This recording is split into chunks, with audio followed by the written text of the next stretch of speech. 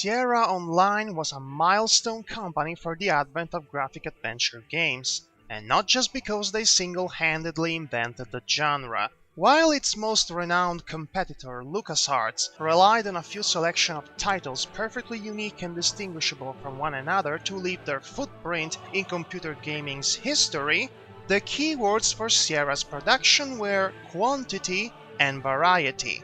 Part of this philosophy is partly responsible for the oversaturation of the genre in the early 90s, eventually causing a major crisis and bringing its short-lived dominance of the platform down in favor of the then more relatively new first-person shooter genre.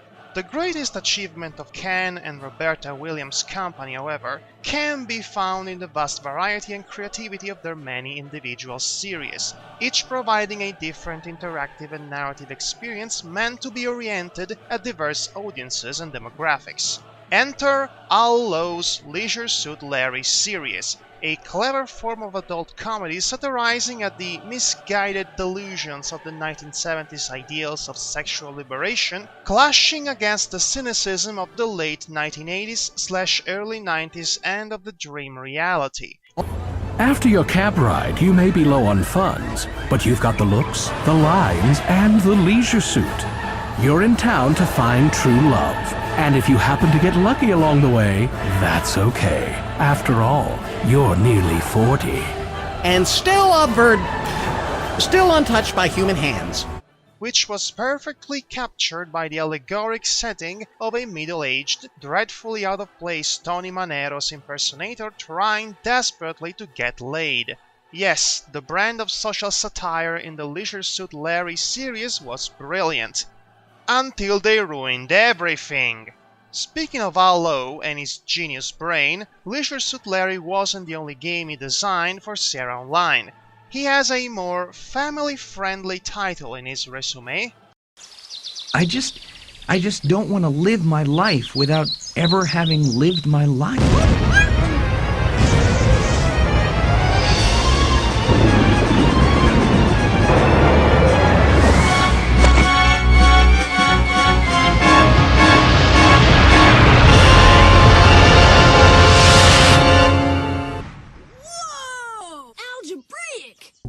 Torin's Passage was developed in 1995, sandwiched in between King's Quest VII, The Princeless Bride, and, coincidentally, Leisure Suit Larry 7, Love for Sale, the best of the series and, sadly, the last good one. The game brings the player in a multidimensional journey across several fantasy realms, filled with ludicrously tedious puzzles, I might add, placed in different layers of the Earth itself. It's a classic coming-of-age epic adventure, one that could have easily gone under your radar because of the bad timing of its release. The crisis was already set in motion by that time. Which is too bad, considering how impressive the introduction was.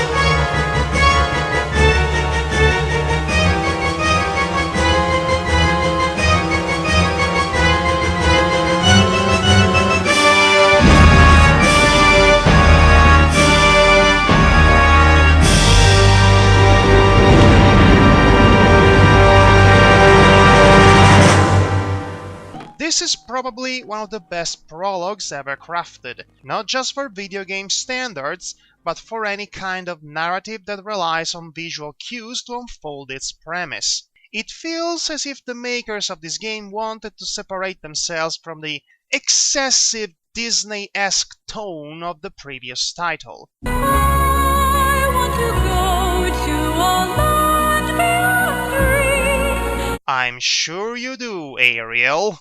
We have a classy example of how to take full advantage of a visual medium to convey a sense of mystery, curiosity, anticipation, and speculation to the audience, without so much as a single lonely line of dialogue in it. We start off with the camera circling around an alien object of ominous appearance, emphasizing its importance. Then we move towards a bed with a man and a woman, obviously a couple, a married couple if the ring is any indication, being stirred awake by the cries of a baby, obviously theirs. Then we see another, much more sinister figure, obviously villain looking, putting some mysterious powder in its ring. At this point we can easily speculate this man is somewhat related to the married couple because he's wearing the same ring, which also suggests they might be a part of a huge clan or royal family. The crying baby is being taken care of by the nanny, whom we can tell it's the nanny by the very stereotypical nanny outfit she's wearing. In the next scene, the potential villain reveals himself to be, in fact, planning something nefarious involving the powder in his ring and the alien object we saw at the very beginning. The pieces of the puzzle come together. By placing the powder in the lantern, evil serpents are summoned, establishing that there is a supernatural element in this world. They kill the married couple and they go for the baby next, but the baby is not there because the nanny was rocking him outside in the balcony, as previously established. The rest speaks for itself. And there you have it.